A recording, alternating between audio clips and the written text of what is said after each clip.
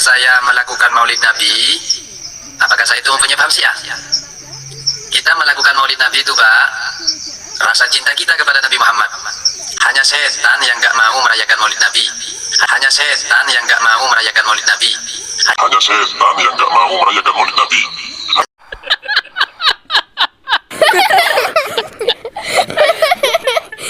Hanya setan yang tidak bangga dengan kelahirannya Nabi Muhammad. Ketika kami mengkanter Ustadz Wahabi, kita dicap Syiah. Ketika kita mengkanter golongan Syiah, kita dicap sebagai Wahabi. Maunya apa Anda, Pak Khalifah? Maunya apa Anda? Janganlah begitu ya. Kalau mau debat, monggo. Assalamualaikum warahmatullahi wabarakatuh. Alhamdulillah. Alhamdulillahi rabbil alamin. Fa inna ahsanal kalami kalamullah wa khairal huda huda Muhammad sallallahu alaihi wasallam wa syarral umuri muhdatsatuha. Fa inna kulla muhdatsatin bid'ah wa kulla bid'atin dhalalah wa kulla dhalalatin finnar.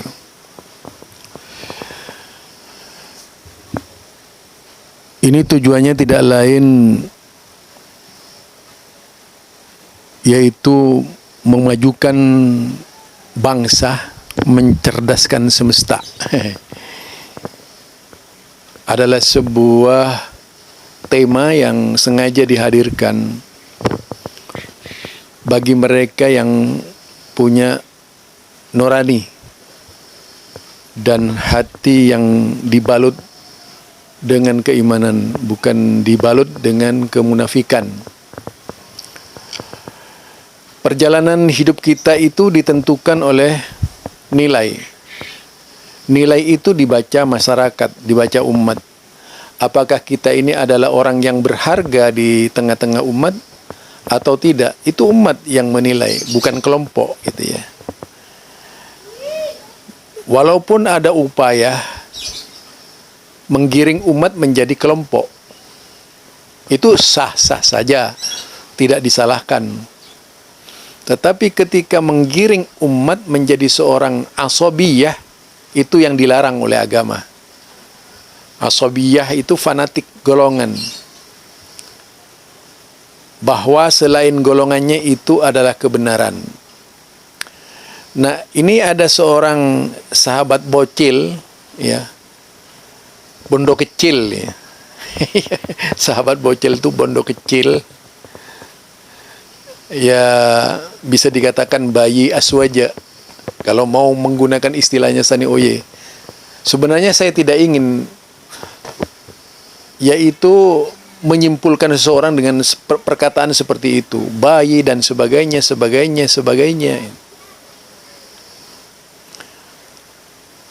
Tetapi saya juga tidak ingin melakukan pembenaran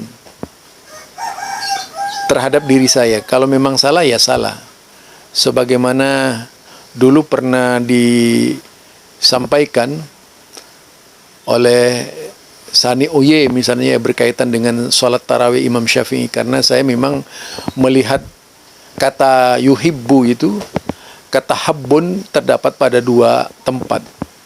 Tetapi saya tetap berprinsip, meskipun salah ngutip, saya tetap berprinsip Imam Syafi'i itu lebih menyukai tarawih yang 11 rakaat. Karena kalau sahih sebuah hadis itu dikatakan itulah mazhabku. Jadi dari sana bisa kita simpulkan bahwa Imam Syafi'i itu lebih suka 11 rakaat. Yang kedua, ini ada seorang yang berpendapat, ya, seorang anak aswaja, entah baru lahir barangkali ke dunia ini, yang mengatakan bahwasanya mereka yang tidak bermaulid, pasti mereka yang tidak suka maulid itu adalah setan, hanya setan gitu. Ini orang kapan hidupnya ya? Saya nggak tahu juga ini orang kapan hidupnya. Apa orang ini pernah hidup di zaman Nabi atau pernah hidup di zaman sahabat tabi'in? Berarti berapa banyak setan yang dituduh oleh orang tidak sehat akal ini. Kenapa saya mengatakan tidak sehat akal? Sahabat Nabi Muhammad sallallahu alaihi wasallam itu tidak pernah merayakan Maulid Nabi. Lalu mereka dikelompokkan setan oleh si bocil ini gitu. Bocil ini pemikirannya kotor banget gitu ya. Kemudian tabi'in. Tabi'in itu tidak pernah bermaulid sebagaimana yang dirayakan oleh Aswaja. Apakah kemudian para tabi'in itu setan gitu? Termasuk Nabi Muhammad sallallahu alaihi wasallam tidak pernah merayakan hari ulang tahunnya. Apakah Nabi Muhammad setan? Naudzubillah min dzalik, ucapannya orang ini kotor banget gitu ya. Demikian juga Imam 4 itu tidak pernah merayakan Maulid. Apakah kemudian Imam 4 itu setan? Harus banyak belajar lagi dong, agar tidak mengambil kesimpulan yang menjahati kemudian dituduhkan kepada Wahabi seenak-enaknya. Kalau memang hanya karena kebencianmu kepada Wahabi, janganlah berbicara agama. Mulutmu itu adalah harimaumu. Begitu salah berbicara, maka orang-orang yang mengikuti Anda semuanya menjadi orang yang salah karena ucapan Anda yang teledor tersebut. Coba, begitu siapa yang tidak suka dengan kelahiran Nabi? Kalau Nabi lahir ke dunia, itu semua suka. Yang menjadi persoalan Maulid, yaitu hari ihtifal lil maulidin Nabi Muhammad sallallahu alaihi wasallam. Perayaannya itu. Karena memang tidak pernah dilakukan oleh Nabi sendiri, tidak pernah dilakukan oleh para sahabat, tidak pernah dilakukan oleh para tabi'in, tidak pernah dilakukan oleh tabi'in, tidak pernah dilakukan oleh imam yang 4. Terus Anda bilang setan?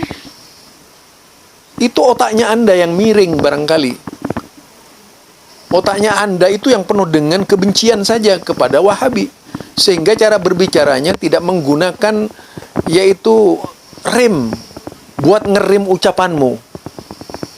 Ingat, mulutmu itu kelak akan dimintai pertanggungjawabannya oleh Allah. Jadi kalau dibaca itu di dalam Al-Quran jelas sekali bahwa mulutmu kelak akan dimintai pertanggungjawabannya oleh Allah. Dalam surat Yasin, coba lihat itu. Yaitu sesudah ayat Salamun qawlan min rabbir rahim wamtazul yawma ayyuhal mujrimun alam ahad ilaikum ya bani adam alla ta'budus syaitan innahu lakum aduwwum mubin wa ani'buduni hadha siratum mustaqim wa laqad adalla minkum jibillan katsira afalam takunu taqilun hadhihi jahannamul lati in kuntum tu'adun islauhal yawma bima kuntum takfurun. Kemudian ada ayat di situ, al yauma nakhtimu, pada hari kami kunci mulut kalian, kami tutup, kami bungkam mulut kalian, yaitu ala afwaihim, mulut kalian, wa tukallimuna aidihim, yang berbicara tangan kalian itu. Jadi kalian sudah mengadakan kedustaan. Wa tashhadu arjuluhum, kaki kalian itu yang akan dijadikan saksi kelak oleh Allah Subhanahu wa taala. Jangan berbohonglah ente dengan mengatakan bahwa orang yang tidak mau maulid itu setan. Tidak ada seorang pun yang tidak, kalau dia yang dimaksud adalah merayakan maulid, itu jelas tidak pernah dilakukan oleh generasi-generasi paling mulia. Jadi kemudian sekarang Wahabi yang dituduh, kan lucu. Berarti agamanya Anda itu apa? Agama apa sih agama Anda ini? Ikut siapa sih Anda? Ikut Nabi? Nabi yang mana yang diikuti? Sahabat yang mana diikuti? Tabi'in yang mana diikuti? Dengan maulid itu yang mana diikuti? Coba jawab tuh. Jadi Anda itu jangan ngaku-ngaku mengikuti sahabat Nabi. Sahabat Nabi tidak pernah maulidan. Jangan kemudian mengatakan para tabi'in imam yang 4 saja tidak pernah maulidan itu. Lalu Anda mengatakan orang yang merayakan maulid Nabi itu, yang tidak merayakan maulid Nabi setan. Luar biasa Anda. Ucapannya ucapan paling berbahaya itu. Artinya memang tidak jelas Islamnya Anda itu. Perlu banyak belajar dari sejarah. Ini ya barangkali tutur kata saya kepada Anda, agar setidak-tidaknya bisa menjadi renungan. Anda itu siapa? Ya. Anda itu siapa? Jangan ngaku-ngaku ahlus sunnah lah. Kalau tidak paham sejarah ahlus sunnah, itu lebih baik. Lebih baik Anda diam, daripada Anda nyerocos tidak tentu, tidak tahu ilmunya, hanya mencari dosa Anda itu. Membela sesuatu tidak pada tempatnya, apalagi tidak berdasarkan argumen, itu hanya menyesatkan Anda sendiri. Apalagi kemudian mengecam orang lain sebagai setan karena tidak bermaulidan. Nabi Muhammad Anda tuduh setan, para sahabat Nabi Anda tuduh setan, para tabi'in Anda tuduh setan, para tabi'in Anda tuduh setan, imam yang 4 Anda tuduh setan. Luar biasa Anda berfikirnya. Ya Allah, na'udzubillah min dalik. Mudah-mudahan Anda secepatnya oleh Allah diberi petunjuk biar sadar gitu. Apa ya? Agar tidak menjadi masalah terhadap Islam. Kalau Anda berada di dalam kubangan-kubangan pemahaman yang salah dan teledor itu. Barangkali ini saja. Saya sebenarnya tidak mau bicara karena saya melihat Anda itu bocil. Tidak mencerminkan kepribadian orang yang berilmu. Hanya main kata-kata saja gitu. Wawasannya pun sempit. Masa para sahabat Nabi dibilang setan? Ya Allahu Rabbi. Ingat kata-kata Anda itu saya rekam ya. Jadi tadi saya rekam itu. Itu bukti. Nanti kalau Anda mengira, orang yang akan menjadi saksi itu. Barangkali itu dari saya, Zulkarnain El-Maduri. Mudah-mudahan Anda ke depan tidak mudah berbicara berkaitan dengan agama kalau tidak tahu pasti. Kasihan loh orang seperti Anda itu, nanti bisa terjerumus jauh. Terakhir sekali, saya ingin menjawab sekaligus menjawab pertanyaan berkaitan dengan matan Alfiyah dengan Al-Quran. Mengapa saya lebih suka menghafal Al-Quran daripada matan Alfiyah? Lah, matan Alfiyah itu sendiri diilhami oleh orang yang suka baca Al-Quran. Mendahulukan menghafal Al-Quran lebih baik daripada matan Alfiyah. Jelas pahalanya, komplit pahalanya itu. Kalau matan Alfiyah tidak sebesar kita menghafal Quran.